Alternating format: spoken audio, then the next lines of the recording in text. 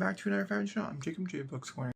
Today we are starting a brand new vlog. I'm really excited about this because I typically, right now, I've been doing either monthly vlogs or, yeah, I think it's really been monthly vlogs, right, this year. I think for a portion of the time there I was doing maybe a triple week vlog. I don't know, weird. Anyway, so this video is gonna be a little different. We are going to be doing both a reading vlog and a writing vlog combined. This is just because, logically speaking, for the amount of videos I want to get out in a month and all the things I want to talk about and all the things I want to do for you, it just makes it simpler. It makes more sense to combine the two vlogs. Also, down below there will be chapter time, so if you're just here for the reading, you should just be able to jump around to when I'm talking about books. If you're just here for the writing, you should just be able to jump around when I'm talking about writing. In this intro, for instance, we'll go over a very brief TBR, and I mean it, it's very brief. I honestly don't know what I'm reading this week. And then we'll talk about the project that I'm working on, and that way you have an idea. So let's go ahead and talk about the reading. I can tell you this much: today my goal is to read Head Count by C.J. Lead. I am 10% into this, and I'm not really sure how I feel about it just yet.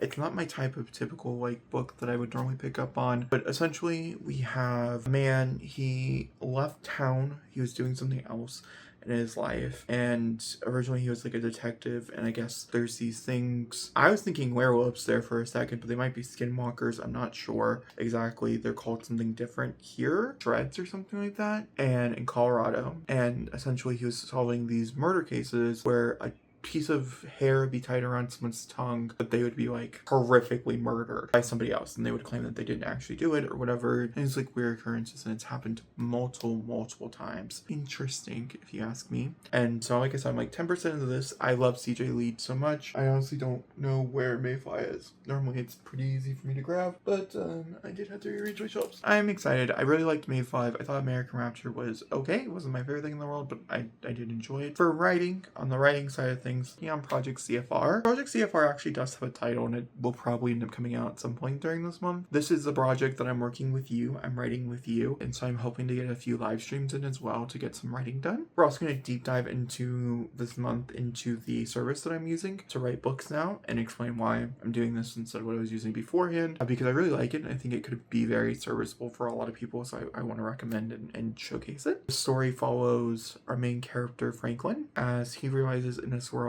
magical world, is fantasy. It's a cozy fantasy romance is what it is. And Flynn is a seeker in this world, so essentially he is drawn to magical objects. Those objects cannot affect him if he touches them. However, it can have great effects on other people when the magic just doesn't affect him. He just finds it and to pass it along to the next person. And he ends up, over the course of many years, he collects a bunch of objects, and he started a small business, and then he's officially opening up a shop. So we're meeting him when he's opening up his shop. It's practically in the first chapter he's opening up the shop. And then we also learn that he had a childhood best friend named Francis who appeared. Who didn't go missing. He just left in the middle. The entire family left in the middle of the night. He's not seen him since. But we also learn in this beginning period of time that Franklin's never felt any type of attraction and or emotional, whatever it might be, to anybody else but Francis. It's also a very key element to the development of the story. And then at the end of chapter 2, Francis shows back up at this shop. And yeah, another little mystery that we're exploring is the fact these objects are going missing. Why is that? That's a mystery. Also, Francis is a monster hunter, and so eventually the monster hunting will also get brought in. It just hasn't got brought into where I'm at in the writing. It's all very fun. It's all very, it's a good time. It's cozy, it's cute, and yeah, I'm really just trying to finish the first draft. I'm hoping to get it out to you before the end of the year. We did make a huge switch in projects and stuff because of other things that were going on, but I'm excited to be in this project. I'm excited to work on this project, and we'll see how it goes. But yeah, that's what we're working on. I'm 26,000-ish words in there, and I've written obviously 0 words so far today, so we'll see if I write any at work. I'm okay if I don't. I'm not mad. I have other stuff I gotta work on, so we'll just wait and see. But yeah, all right. That's my update. Let me go here and update you guys. So I've not done any writing, so there is no writing in this portion. But we are going to talk about Headlights a little bit by CJ Lead. I think I called it Head Count last. I'm sorry. Headlights, I'm liking more. This is a weird thing. This is nothing like her previous book, and I don't know how I mean that, but it's nothing. It's nothing like Mayfly or American Rapture. I guess the writing styles obviously similar. It's from the same author, but story wise, character wise, no, No, I saw a review because around 50%, if I'm not fully sure where I'm standing, and I'm really, like, I'm 52, I typically look at reviews. I saw a review reference this to, like, True Detective meets something else, and I was like, yeah, that's exactly what this is. Was not expecting it. The book at the 50% marker, around the 50% mark, does take a turn, and we're about to do, I've already explained to you what the book's about, there's nothing more I can say really about that. But at this point in the story, characters are connected in a way that is making it very fascinating. From what I remember reading, it was like a fight to survive in the wilderness of Colorado, and we haven't got there yet. And I think we're officially transitioning into it in survival, which I think will be great. It's violent. But it's not like really violent. I mean, I guess there's parts of it that are, I guess there was like one thing that was like, oh wow, okay. Overall, kind of PG so far in the space that we're in. I don't even know, like, what is this classified as? I am on, not Goodreads. This is a fiction thriller on Storygraph. Goodreads, because like I truly want to know, because like I'm not sure if I would even count this as a horror, let alone extreme horror. Because like in my opinion, Mayfly, everybody counts that as an extreme horror novel, and I was like, it is. I think it's horror. I think there's a few elements towards the end that are like, sure, a bit more extreme than I'd say some horror go, but I wouldn't say it's like extreme to the point where I feel like it should have been in that camp. And I feel like she wrote American Rapture from a member of that because a lot of people complained that wasn't extreme horror enough. I think this is just her doing her own thing. This is a horror thriller, mystery fiction. Horror thriller is really what we're talking about here. So yeah, I don't know. So I'm changing my expectations as I read it. I'm enjoying it a lot more as I progress. I just wish I could tell you, oh, The Shining and True Detective, and I agree with that. I agree with that a lot because of the one thing that's going on as well. So yeah, okay, that's it. That's my update. We actually do have writing to talk about today. For reading, I finished Headlights by CJ Lead. I'm landing on a 4. I do think like the ending gets a lot, I guess is the best way I know how to explain it to you. And I don't know. I don't know what I wanted from it. I don't know what I needed from it. I also don't know what to classify this as. I had a hard time with this. I like the characters quite a bit. I would recommend reading The Shining or having some information on The Shining and knowing what that is, as that plays a huge role in the book. A lot of ways. In a lot of ways. In certain ways, this almost feels like a much darker and more disgusting version of The Shining. So I would highly recommend that. And I do think True Detective is pretty good on the nose for a rec. If you like True Detective, you might enjoy this. However, by the end, I feel like it goes really far from that rec. So I don't know if I would. I don't know. I would say like 2/3 of it, it's like a True Detective. The other thing is, if you really do enjoy this and you want something kind of like this and you play video games, Alan Wake 2. That's where I would point you to. I felt very much in the same camp as that. This is more violent than Alan Wake is. Alan Wake 2 is kind of violent, more violent than I'm probably remembering, but it's just as disturbing and shocking. So that's the reading portion. Oh, I've also started my next book, which is You've Reached Sam by Dustin Theo. I plan on reading all of these this week, and I just started the first one. I don't really even know what it's about. All I know is that it does start with a prologue, and sometimes I don't like a prologue. However, this particular prologue was one of the best prologues I think I've ever read in my life. I don't even know how to describe it to you. If this was the book, would be a 5. Was obsessed. So, truly beautiful. There's traditional, like, lines and stuff that are throughout that I just think are just so amazing. Now, on the writing side, I actually didn't really work on Project CFR at all, so I don't really have anything to update you on that. I'm writing this scene that we're currently working on, but I'm not, like, writing the scene. But I did outline the entire thing, which I guess I can kind of talk about. In Gunshot Residue, the complete edition, if you've read that book, you'll know at the end, the very, very end, it's kind of like one of the secrets of the book.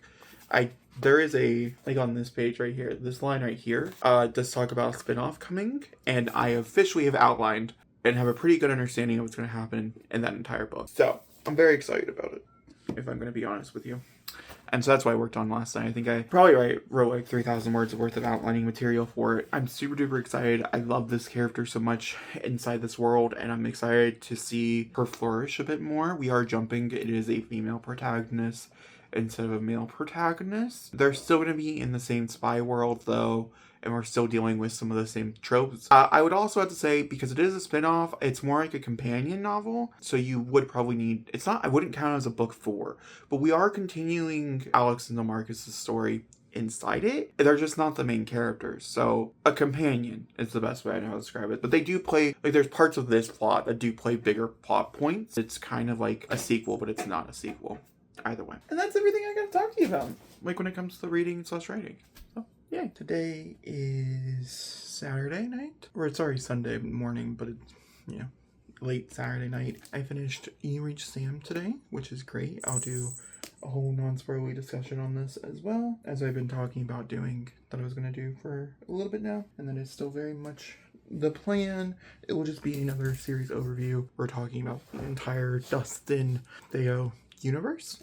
But yeah, we'll also talk about all 3 books probably in this video as well. By the way, You Reach Sam follows a girl who recently had her boyfriend pass away in a accident, and during one night she decides to call his number randomly. It was just something she hadn't really processed the grief. This happens really early on, so I feel like I can talk a little bit more broadly about it, but she hasn't really processed her grief, and so she ends up getting rid of all the things that he ever got her, and instead then she comes to terms with this grief during a whole spiral of events leading her to call him, and he picks up, and the story follows what that means and the grief process and that type of stuff. I'm going to introduce a few characters, and some of those characters do have other books and stuff as well. Yeah, so that's the whole point of this, is that she can talk to her dead boyfriend who is in this other world. We're not really sure. There isn't a lot of context to it. That's probably like one of my biggest things. I'm fine with magical realism. I just like some type of explanation, even if it's like kind of like thrown out the window.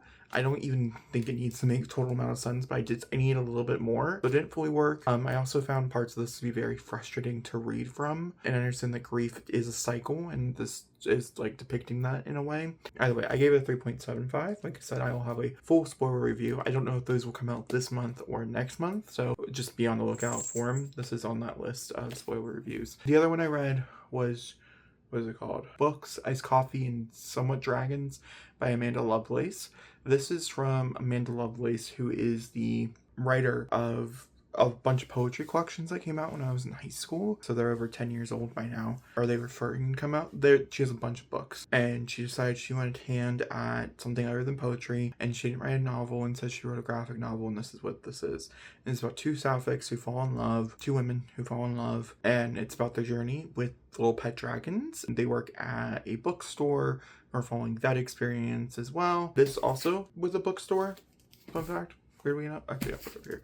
This is also with a bookstore, weirdly enough. But yeah, anyway, I thought this was adorable. I thought this worked on so many levels, and I just really love the relationship, and I think this is perfect for the month of June, so I do hope it comes out this month. I cannot remember. I think it does. I think this expires on the 9th or something, but I think it does come out this month. I would highly recommend. 5 stars.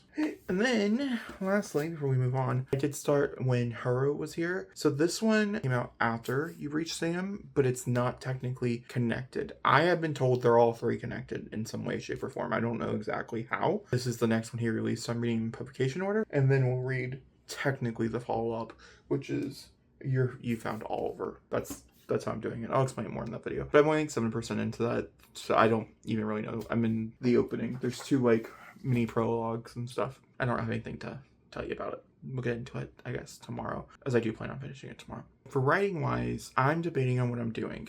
So I have all this intention and all this like wanting to write Project 8. Well, I'm just going to title Agent 32. You know, the book I wrote, Gunshot Residue.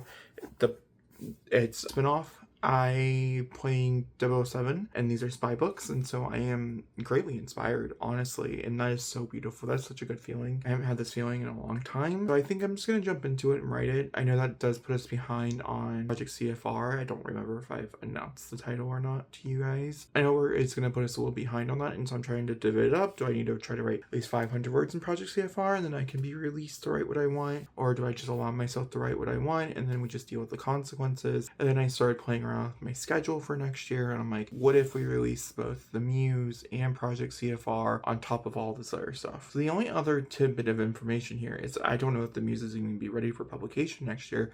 It might have to be published in 2028 because it's going to have we're doing an entire overhaul of that entire project, and so I just don't know if the entire overhaul will make it easier to write, harder to write. And so a part of me feels like I should take the next 3 months or so and just deep dive into all these projects that I have that I want to get published next year, that I want to do stuff with, and just spend the rest of this year working on these things and getting them ready, and then picking out dates next year. And maybe I'll just have a book come out once every month or something. Some of these are pretty locked in dates. I have not started working on them. These are really short projects, to be fair, and I feel like I could probably do it. On the tip side, I do have a big novel. I mean, some of these are longer. Project CFR is longer. Agent 32 is technically longer as well. In the wide scan of things, not in actually how I'm writing it is longer. The Project CFR, Agent 32, I also need to add roughly 20 to 30,000 words to Project Sarah as well. And so like there's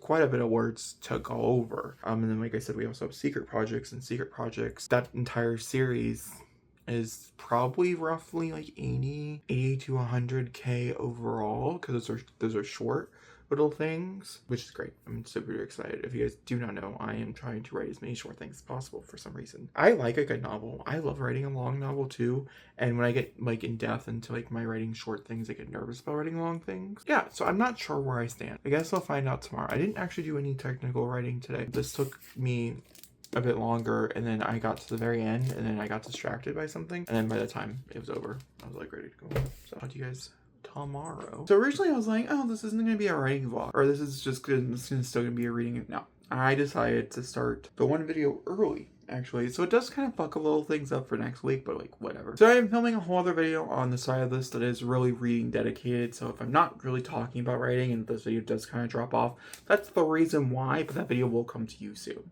I promise. I'll give you a little sneak peek, little preview. It's nothing but like LGBTQ related books due to Pride Month, and I'm really excited, and I read 2 books so far for that video. I am writing. Actually, I'll talk more about it in book writing when I talk about like what my future plans are for the rest of the next quarter. But I've actually really decided I don't think we're going to publish something else this year. It's come to like a lot of different emotions, to be honest with you. I still do have the ebook to publish. Don't get me started. And I have a few other things like behind the scene admin stuff that I want to get done. Ultimately, like the next few months of my life are going to be dedicated to working on first drafts. Trying to get a few of those done. I have a lot of things I'm hoping to get in your eyes for you guys to be able to read next month or next year, so I really need to start working on a lot of that stuff. We're gonna do that, and I'll go in more depth and details into Project CFR and the Muse things that I've already said. Oh, I'm planning on releasing those this year. I'll explain why, particularly in that book writing video, and I'll even link you over to it because I think it's just more simpler that way. That does mean I'm just picking project randomly.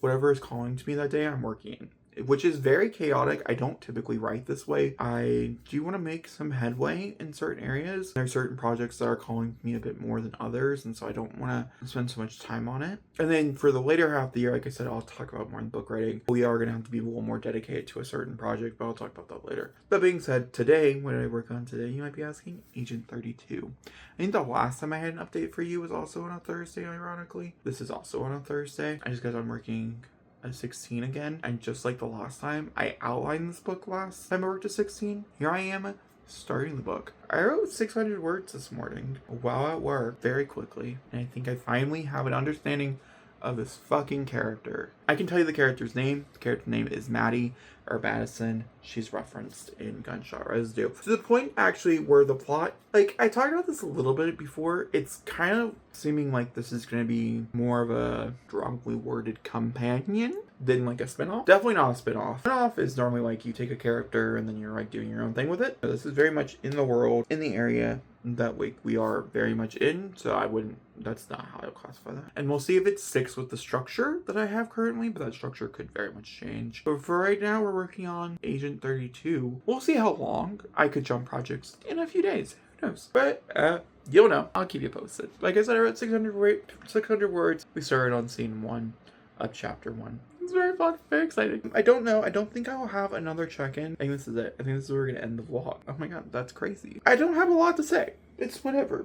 I think the clips are long enough, so it probably is working out just fine. Reading-wise, once again, I'm reading in creative different videos, so I'm not going to explain what I'm reading here, just because it's being documented somewhere else. I'm enjoying what I'm reading. I've had a really rough, 3 days mentally, truly terrible. Yeah, I haven't really been doing a lot of it, but it's reading to the point where I think I might even extend that video out, just because I don't think I'm giving it a fair enough shot because of personal stuff that's going on, so we'll see. A book that I'm not talking about in that video, that I will mention here, is The Anti-Relationship Year. Kay Weismer is currently posting the entire audiobook of it on YouTube for free, and I am currently re-listening to it as she posts it. So we're on chapter 5, which is like 60 something pages in. Just a random little thing I'm doing. I think it'd be kind of fun to reread all of her books as she posts them. I know the marionettes are not going to pop up there, but I would love to read this again. I would love to read Terry again. This Terry, yeah. I'd love to read TAVP, which is the Anti-Virginity Pact, and some other stuff. So yeah, I'm interested. But anyway, writing wise, I have, I think, made the official decision, which I'll talk a bit more in the book writing video like I talked about, but I have made the official decision to kind of just write when I want to write and write freely. So if, say, today a romantic book is calling to me, then I'll write that. If I'm wanting to write a spy book, I'll write that. We're just going to be jumping around to a bunch of different projects for the next few months until I square down onto my Little Sister's Fantasy project, which I'm really excited to write. We were just talking about it yesterday, which was a highlight, but I've not read it in a long time, so she asked me all these questions, and I was like, I really don't know. She also gave me the confirmation that I can move forward with a slow burn romance, which is beautiful. I'm already starting to put some pieces down for who I think the main character will end up with. She's given me the hell no, not really, but she didn't say that exactly, but she gave me the please do not put them together thing as well, which sucks because I love it enemies to lovers, and I think this could have worked really well, but it's not happening, so that's okay. I think there are going to be 2 love triangles, so that's fun. That being said, I hope you guys enjoyed this video. I'll talk to you next time. Thanks for watching, and good